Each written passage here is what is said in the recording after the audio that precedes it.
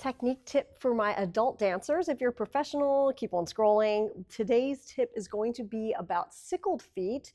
Had this come in as a request in one of my comments, and how you can eliminate your sickled feet. If we're thinking about sickled feet in this retiré position, I think what happens a lot is that we envision that the foot should be in somewhere in this position. So then we initially just want to kind of rest the foot on the leg, kind of let the heel, just hang out there. Like it looks like it's in a nice retiré position, maybe from far away, but if you get up close, the foot is not really working here. It's just kind of hanging out. And when you get into a habit like that over time, if you don't nip it in the bud and train yourself properly, then any position you take, you're going to have a sickled foot, whether it's to the side, tendu, wherever you're at. So let's go from this retiré position. I'm going to try to get a little close up here. So I'm in my fifth. I'm going to bring this up.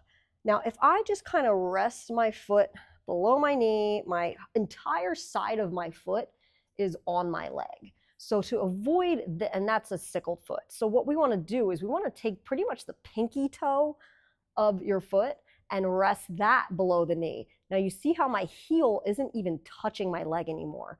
I used to be here, and now my heel, I want to push it forward. Now as you bring the foot forward, this shin is going to create a nice line straight down onto the top of my foot. Another side view. So my heel is pushing away. And as I do that, it also opens up my hip. So all right, now I'm standing up nice and straight. If I go from this position where I'm just resting the whole foot on the side to pinky toe, pushing the heel forward, opening up here in the leg, you're going to feel a big difference in your hip. You want to keep pointing through your toes, and not just the toes. I always say point through the entire ankle, front of the foot, the whole foot, and then the toes. So here we are. And that should be your retiré position. So kind of mess around, even if you think, you got it going, mess around and feel the difference between the two positions. And then we can progress more. So take it slow. I always say, do this. Obviously practice it in your class, but I find for myself the most light bulb moments for me are when I'm at home by myself in the mirror, because you can always feel like some sort of pressure when you're around other people, even though we try not to, it just happens.